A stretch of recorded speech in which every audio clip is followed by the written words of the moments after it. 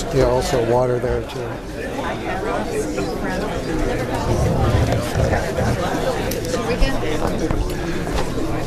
Good afternoon. I had a feeling if we put on an event, even if it was at 4 o'clock in the afternoon on a Monday, a lot of people would turn out in August. I'm Bradley Graham. I'm the co-owner of Politics and Prose, along with my wife, Lissa Muscatine. And on behalf of the entire staff, thank you very much for coming. A few quick administrative notes. Now would be a good time to turn off your cell phones or anything that might go beep. When we get to the Q&A part of the session, we have one microphone stand there, and we'd ask that if you have a question, please step up to it. C-SPAN Book TV is here, and we're also recording, and we'd like to be able to pick up your question on the tape. And at the end of the session, normally we ask people in the audience to fold up their chairs, but don't do that this time. Just leave them where they are and just form a line to the right of the table and snake it back there out to the street or wherever. Being very hopeful. We here at PNP once ended up in a Doonesbury cartoon. On a January morning several years ago, we awoke to find the store mentioned in passing as the location for a book signing by one of the characters. Naturally, we were thrilled, and relatives and friends from around the country congratulated us on having reached this pinnacle of fame, because one hasn't really arrived until one scores at least a reference in Doonesbury.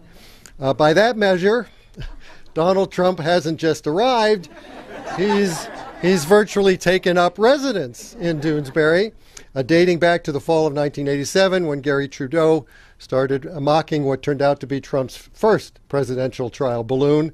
It wasn't long before it wasn't long before the unflattering portraits got under Trump's thin skin, and he tried, as he's wont to do, he tried striking back at Garry, calling Doonesbury overrated or asserting that most people just don't comprehend the strip. For his part, Garry just couldn't resist. As he says in the preface of his new book, to have ignored Trump would have been comedy malpractice. The book, titled Yuge, compiles 3 decades of Doonesbury strips featuring Trump. The drawings make clear that over the past 30 years, much about Trump hasn't actually changed. But as Garry told the Washington Post in a recent interview, what he once regarded as harmless buffoonery is in fact now dangerously symptomatic. Just a few brief biographical facts. Doonesbury started appearing 46 years ago, growing out of the Bull Tales strip that Garry drew at Yale. In 1975, he became the first comic strip artist to win a Pulitzer, and he's been a Pulitzer finalist several times since. He's also won numerous other awards, worked in theater and TV, and been called the most influential editorial cartoonist of his time. So, ladies and gentlemen, please join me in welcoming Garry Trudeau.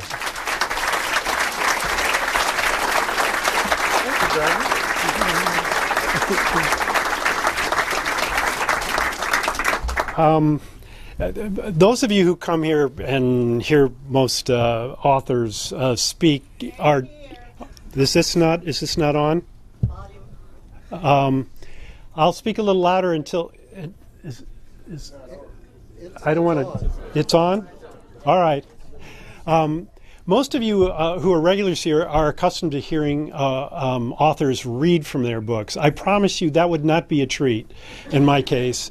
Reading comic strips is a pretty hard thing to do. So what I thought I would do instead is I'll read the preface from the book and explain to you how I came to have this peculiar relationship with Mr. Trump.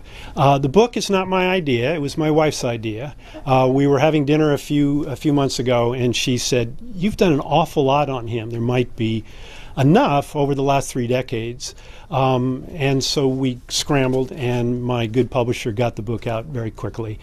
And anyway, so what I'm going to do is just read you the preface, and after that, I'd be happy to have a conversation with you, just to answer your questions.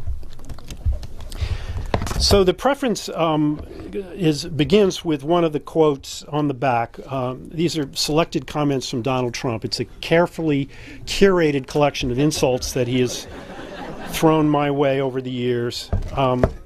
So the one that I begin with, a third-rate talent trying to get publicity on my back. His message, conveyed through the tabloids, boiled down to this: get off my cloud, loser. Which is not, of course, how satire works. The target, having set himself up, doesn't get a say over the incoming. Besides, Trump had already become the gold standard for big honking hubris, and to ignore him would have been comedy malpractice. In New York City, he practically owned the 80s, rocketing to the top as the Big Apple's loudest and most visible asshole, knocking off big league rivals like Ed Koch, Julian Schnabel, and Steve Rubel. To those of us in the ridicule industry, the man spy, dubbed as the short-fingered vulgarian, was a gift beyond imagining, and we made him a permanent part of our business plans. The earliest strips, mocking Trump's first presidential trial balloon, began in the fall of 1987.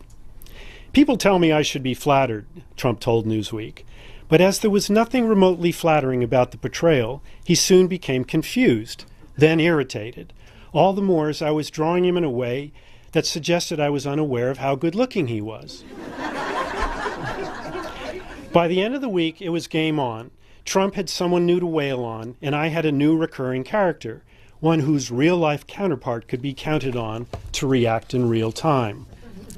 I was one lucky tar baby, and remained so for years. Of course, I've had plenty of company.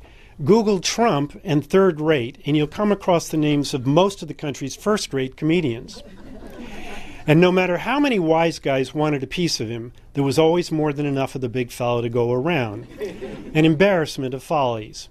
After that first presidential head fake, there was the Trump Princess, a luxury yacht whose owner's fear of ocean travel kept it moored off his various failing casinos. Then came the extramarital affairs, both real and imagined, conducted under Klieg lights, followed in rapid succession by the high-profile bankruptcies, his attempts to tear down a family restaurant to build a parking lot for limos, his various televised spectacles, the most storied of which featured him firing celebrities who were already out of work. His creepy sexual fantasies about his own daughter, the truther debacle, his failed product lines, and on, like you wouldn't believe. But the best was yet to come. As Trump bore down on his 70th year, he needed a new neighborhood to ruin. So after 30 years of lusting after a certain teardown on 1600 Pennsylvania Avenue, he made good on his threat and actually ran for president. Tan, rested, and ready? Not so much. More like orange, hyperactive, and breathtakingly unprepared. When his physician, Harold Bornstein, declared that Trump would be the healthiest individual ever elected to the presidency, Trump publicly thanked Jacob Bornstein, his doctor's father, who'd been dead since 2010. You can't make this stuff up, so why try? Some people feel that Trump is beyond satire, but we professionals know he is satire, pure and uncut, free for all to use and enjoy. And for that, we are not ungrateful. For our country, though, we can only weep.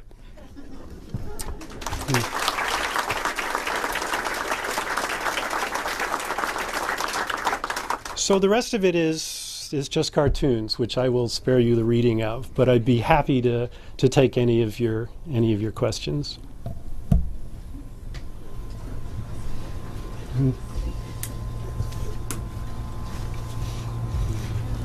Yeah, thank you. This is like a gift to us. I just have two quick questions. They're not very deep or well thought out. One is, how recent are the cartoons? Are they up to this, like, crazy time? They go up to the end of April. So the most recent half dozen wouldn't appear in it. Oh, okay. And I'm not sure I remember. We'll hold on to those for another printing. Oh, okay. Thank you. Okay. Good luck. I wanted to thank you for all your great work, and particularly some of the strips that you did that most resonated with me were on the importance of voting rights. And given the intersection of the danger of a Trump presidency and limitations on voting rights, I'm wondering if you can comment on whether you have future plans to work in this area. I do, and you will see a Sunday coming up in the next couple of weeks about voting rights. And I have a character named Jimmy Crow, who's a big fat crow, and he's ecstatic by the developments in the country over the last 4 years. But they're being rolled back, and there have been a number of court decisions on the state level that have been rolling back some of these laws, and hopefully enough of them by November so that there wouldn't be any significant impact. But no, we can't let that disappear as an issue. Thank you. Hi, thank you. My question is, do you believe that Trump will or won't win, and what is your reason? Well, I believe he won't win, but like everybody else, I check 538 about every half hour. I just can't feel secure enough. At one point, he had a 97% chance of losing, and I thought, well, I'm comfortable there. But now it's down to 80.3. And in Nate Silver's, I mean, I admire the guy, but I can't. Nate Silver, who's the genius behind 538, but I'd like not to have to check every half hour, so I'm looking forward to November 2nd. 538.com is a website that was founded by a young man named Nate Silver, who is started out as a Moneyball guy, a sports data analyst, and has become our premier analyst of polls. And he aggregates all the polls and uses rather sophisticated models and algorithms to pull together what the odds are. He calculates them three ways. If the vote were today, if you're just looking at polls, what the outcome would be in November, and the third factors in history and trends from previous elections.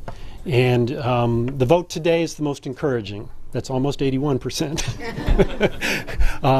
But the odds of him winning, of Hillary winning, are decreased to about 73% if you factor in history, if you will. Yeah. So you've been at this for 46 years. Half a century? Yeah. Are there any parallels to Trump in your memory? No, and certainly not in the way that I have used him in the strip. He is the only character that he's not actually a parody. I just lifted him from real life, and he is a kind of natural born tune. I like to compare him to Daffy Duck. The self-regard and the language issues and constantly stepping on his own feet. But yeah, I took him right out of the box, took the labels off, and put him right in the strip. And the other characters regard him as sort of a colleague. And there are 12, I think, characters who interact with him. I think it would get pretty hard to go through a whole book if it was just all focused on him. So it's how he interacts with all my other characters. It's the only person from public life I've ever done that with. I do very little caricature per se, but the hair is, of course, irresistible. And somebody in my business that's just catnip. And I go way back with that hair. I go back to when it was brown, and then it kind of lightened up, and then he set it on fire to run for president, and it's this gilded confection that we see now. So that's kind of hard to stay away from if you're in my profession. Yeah.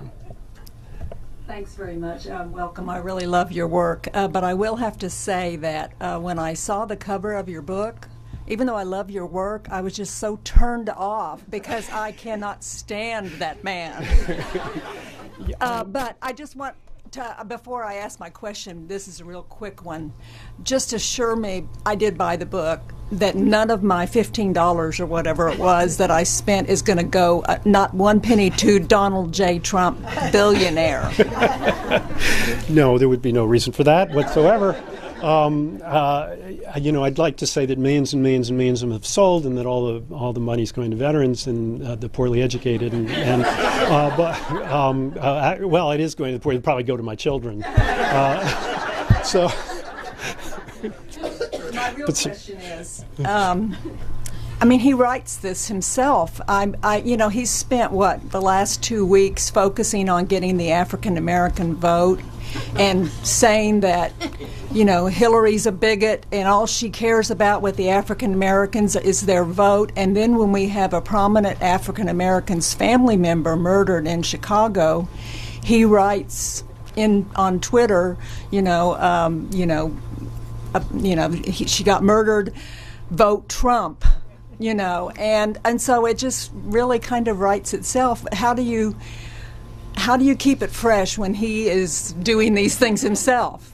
Well, that's sad. That particular tweet, some of them are outrageous in different ways, and they're more fun to poke fun of. That one was just tragic, and I think even if not. I think he lives a kind of empathy-free life. He doesn't seem to have much humanity. And so I think it probably had to be explained to him why that wasn't the way to go in response to this very terrible murder. And then the tweets get pulled down and new ones go up. And so obviously the people around him, maybe his own family members, said, Dad, that was a little cold. So yeah, that doesn't immediately give me an idea for sure, just because of the sad nature of it. But there's still plenty to work with. Yeah. There is. I appreciate your work, and when David Plouffe, who I respect, completely, called him a psychopath, and then the Morning Joe crew were calling him a sociopath. I would like to hear just real quickly which side you weigh in on. Well, I think that that what the book shows, what I hope it shows, is that the underlying personality disorder has been remarkably stable over 30 years, and it's a kind of what I originally thought of as colorful, harmless behaviors turns out to be a cluster of symptoms, or more like a symphony of symptoms, with high notes of mania and low notes of aggression, and all of them troubling and dissonant. I am not a psychiatrist, but fortunately I'm a cartoonist, so I can say those things without any authority whatsoever. But I do think that the election is to anyone who really thinks it through, it could well be seen as a referendum on mental health. Thank you very much. Yeah.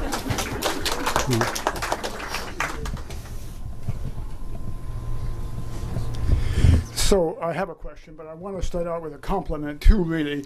We're contemporaries. It kind of upsets me that you're 20 years younger than me since we're the same age. I think that's because you're a cartoonist and I'm a sociologist. That's one compliment. The other is, as a sociologist, I just got to say, mostly for every day, but certainly recently for every week, it has just been my pleasure to get educated to you and entertained by you for all these years. And I think that's true for a lot of us. Oh, thank you so much. Well, I think for most people in my business, you have to put entertainment first. And it didn't really occur to me until a couple of years into the work that I had this extraordinary opportunity to move people to thought and judgment about things that I cared about. Whether I had the tools to do that, they were pretty rudimentary in the beginning. I was not a ready for primetime player. I think that I was probably marketed. I wasn't there, but I'm pretty sure I was marketed by the two really smart guys who started my syndicate, and I was their first feature, as a insider to the counterculture. I was 21. And the idea was, he's authentic because, after all, he's 21. He knows what's going on in colleges, and these were and these are dispatches from the front. And so I think I got by on novelty for those first 5 years or so. And well, yeah, hope so. But I don't think, people were unaccustomed to seeing those issues raised in their comics pages. And editors gave me a hard time in the beginning, and I got thrown out of papers actually that went on for a long time. about 20 years, but and continues to occasionally. But I have nothing but respect for editors and what they do, and always defended them. I never called it censorship because I don't believe that's what it was. Each editor has the responsibility to decide what goes in their paper on any given day. They have the feel of their particular community. I can't pretend that I do of 600 communities for all those newspapers. So I always tried to back them up, and particularly in those early years when I was still trying to figure everything out. I was new to everything, and which was one of the reasons that I stepped back from being a public figure to the degree that anyone wanted me to be. I stopped doing interviews because every time I get thrown out of a paper, the paper would send a reporter, and they would want me to defend the work. Well, if you have that many clients and you owe them all something, it gets to be an enormous distraction. And I thought it would be better if I just focused on the work. So I didn't do any interviews for many, many years. And that had this the one unanticipated benefit of that was that the strip took on a kind of mystique that I don't feel responsible for. It's just that oh yeah, he's this mysterious figure who does this thing, and we don't know anything about him. And that may have given me a longer half-life as an artist, both in terms of me personally, but also in terms of the public's. They didn't have to put up with me on the Tonight Show every night. Just a comment. I'm reminded of Walt Kelly, who but who did Pogo, who during his similar times during the McCarthy era, wrote an entire sequence of nothing but love and bunny rabbits. Yeah, he called them the bunny rabbit strips, and the editors had them in their hip pockets. They were allowed to use them whenever they wanted, and I think we didn't do that. We said, come on, either run it or don't, and often there would be local reasons why they couldn't run it. When I wrote about Jerry Brown, his associations with the mob when he was governor in the 70s. It was knocked out of virtually, I think, every California paper, plus Reno, plus Las Vegas, and nowhere else in the country. So those are editors responding somewhat dishonorably to regional pressures or local pressures. Well, my question is, Trump, except for the very important issues of race and immigration, Trump is actually more liberal on almost every position than the other Republican candidates were. Where he is different, seems to me, in style and rhetoric. And so I'm wondering, and I hope after his hopefully failed candidacy, that you will, I wonder if you agree, I mean, some of what these other Republicans from, the senator from Mississippi who loved Strom Thurmond on his 100th birthday and said, you were right in 1948. I mean, these are serious Republican positions that are much worse than Trump's. I wonder if you have any comments on that. Well, Trump isn't going away, obviously, and he's got all the pieces in place should he want to create a media empire after he leaves. But as far as him, I do think he's sui generis. I do think he's not replicable in any way, and that there will be people who might take some of those positions, but it's all personality, it's all emotion, it's all what he can do when he stands in front of a crowd, which is why he's so insecure when he's not standing in front of a crowd. He bragged to a crowd. I don't have to stand in front, I don't have to talk to two people when I can have 12,000. Well, talking to two people generally implies listening. He is not, to my knowledge, sat down at a kitchen table. He has not sat down at a barbecue bench. He's not done any of the things that candidates do. Everyone's forgotten about Hillary Clinton's listening tour. She just went and listened all over our state. I'm a New Yorker. And you can't imagine what that meant to people in upstate New York, where I'm from, up in the Adirondacks. And he has no interest in that piece of it. 12,000 people in the aggregate, sure. That's something, because they're all cheering him and they're all repeating his one-liners. But the thing about Trump's fans that kind of mystifies me, the ones who love him, don't seem to comprehend that he doesn't love them back. He has no interest in their problems. He just happened to have through design or through accident, have landed on some positions that matter deeply to them. but it's not reciprocated. He walks off the stage, little squirt of Perel, he's back on the jet, and he's back in the penthouse.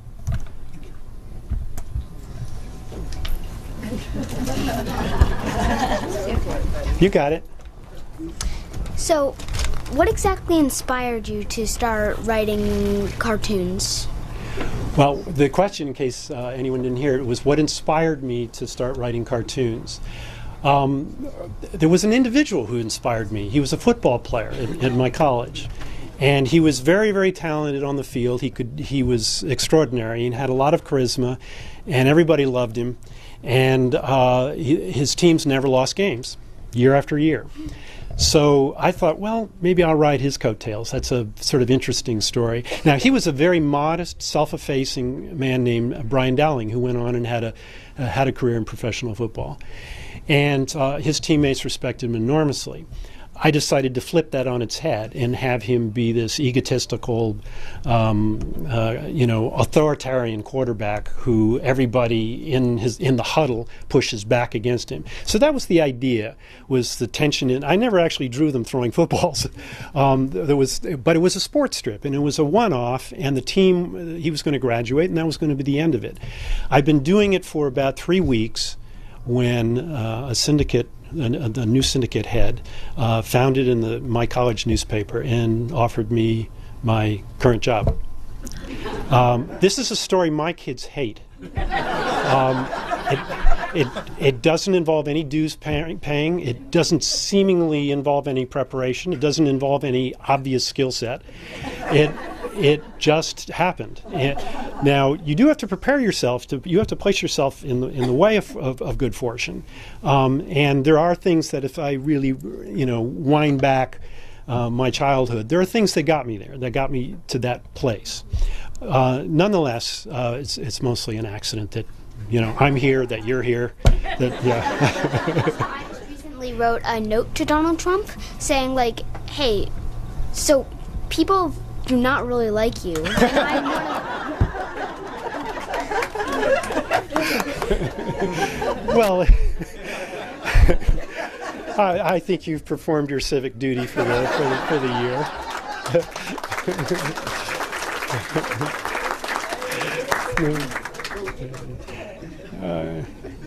Yes, sir. I'm wondering, after you stepped away from the strip, did you always know that if this event happened, you were going to have to come back? There's no way you could let it go. Well, I hadn't totally stepped away from it. A couple years ago, I got involved in television, and I had done things in the past, but not as what they call the showrunner, who has to deal with everything. And so I called up my boss. Yes, I have a boss, and said, I really like this, what I'm doing, this show, and how would you feel about if we split the difference? And I don't retire, but I do the Sundays so that I can work in these in this other field. And he was just, I'd been in harness for so many years, how could he say no? So about 2 years ago, or 2.5 years ago, I stepped away from the daily strips, and I still do we call them classics now. They're reruns. And I've edited them pretty carefully to remove as many of the really dated cultural references. But they are strips from the 80s that are running right now, except for the Sundays, which I love still doing, and I'm happy to, and that I can fit into my life. Is there anything else that might bring you back into a more active role? Some other event, Daffy Duck running for president, you brought him up a second ago. No, it's more what's going on in my life, not what's going on in the world, although I'm so happy that I am doing it at this particular time. I think we all are too, so thank you. Thank you.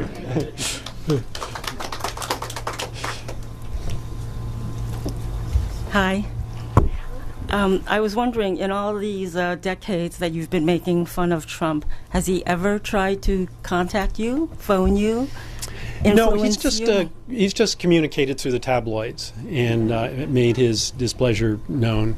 I have never met him. I've seen him in the field, and it's something. I was up at the New Hampshire primary last January in the newsroom when he came out after the debate, and he stopped in front of me and turned around, and so I was about 4 or 5 feet away from the back of his head, and I could not take my eyes off it. It was the most remarkable thing I'd ever seen. It was like a panel of gossamer had been lacquered down with the kind of golden slurry, and the camera really doesn't do it justice. So if you ever get a chance to see the back, I mean, the front is great, and the front is fun to draw because I don't know how many other cartoonists do it quite the same way, but there's a single line you can draw that starts at the temple, and it heads back, and then it zooms forward under the ledge, and then heads back. Then it goes west over the head and down into the collar, and that's where I start. With that line, you can see it here. It just starts here, and so it's fun to draw the guy. Well, you're definitely one of a kind. You'll be sorely missed if you ever do decide to retire. I was wondering, do any of your kids share your political bite or insights? If anything, they're a little to the left of their father, especially my daughter, who was a country singer for a while down in Nashville, and now she's a corporate lawyer.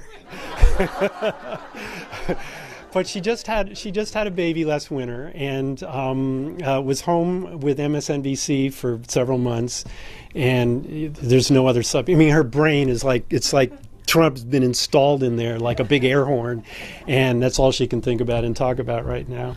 My other two, none of them are interested in cartooning or in satire or my world, but that's pretty typical, I think, of a lot of kids. Thank you very much. Okay.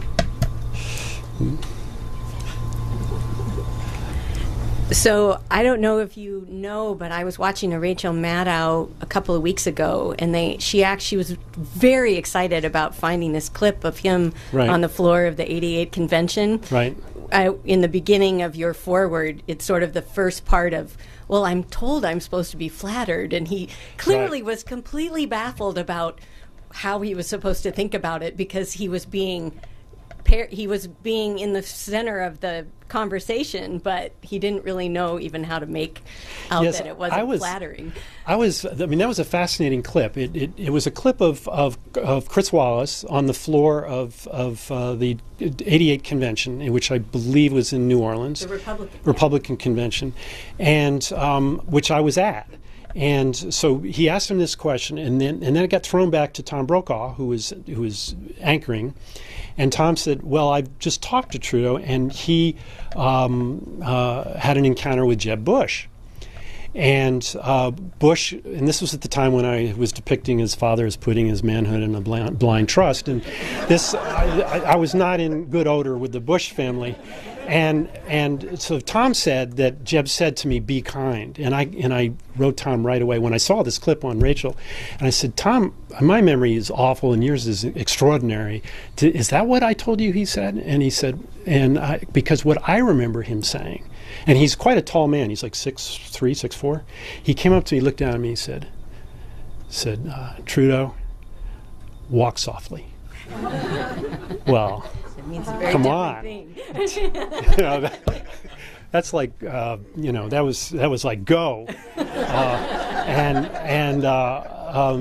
so yeah, it was an interesting convention. But Trump was, I hadn't seen that in 25 years. It was fun that she dug it out of the archives. Well, and one of the comments I wanted to make was the fact that Trump is going to have this really bizarre presence in Washington, D.C., on Pennsylvania Avenue, no matter what transpires. And I don't know if you're aware that there's a big issue going on right now about some FOIA requests and now some lawsuits trying to determine that it appears that the city of Washington, D.C., and the Department of Interior and the Parks Department has given the Trump organization control of the part of Pennsylvania Avenue in front of the hotel, as well as the plaza that has the Ben Franklin statue, which is a national park area. What do you mean by control? Control, like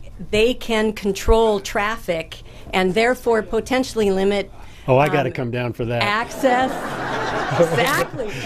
Thank you for the heads Yeah, up. so I thought you should know that there's fodder out there, whatever way this goes. Right, right. Why don't I take one more, and then we'll get to book signing. Hi. So, long time. I'm a fan. 2 questions. One, when is the next season of Alpha House due? We don't think there'll be one, which is a shame. They actually ordered some new episodes, and we went into the writers' room and wrote them, and started to plan for it. And then they called and said, "Well, we've changed our minds." Now, you're not going to get me to say anything bad about Amazon because I've had this extraordinary opportunity to do 2 seasons, and it doesn't mean you get to do a third. But they are a black box. There's no, in all things. Ask anyone who tries to find out what's happening financially with that company. It's impossible. And so they were all very polite, but they just said, "No, we don't think so anymore." So yeah, that was a bit of a blow earlier this year. Okay. Yeah. Well, second question. Mainly, what do you think is going to happen to the Republican Party after this? Like, win or lose, it's gonna this is changing them, whatever happens. And I really don't know what direction. Are they going to become more like Trump? Or are they trying to distance themselves? I really don't know. Well, what's been remarkable about the last week is that they're now not just one splinter group, but 2 splinter groups, and that the alt-right has suddenly, their message is being normalized by the day, and their spokespeople are now on the radio and on television, and how are they going to get rid of that splinter? I don't know how they put themselves back together after this. I don't think there's a movement. I don't think that there's Trumpism exists. I think Trump exists, but I don't think Trumpism exists. So they'll do it without the benefit of his presence. But a lot will depend on how the races shake out in November. So. All right. Okay. Thank you.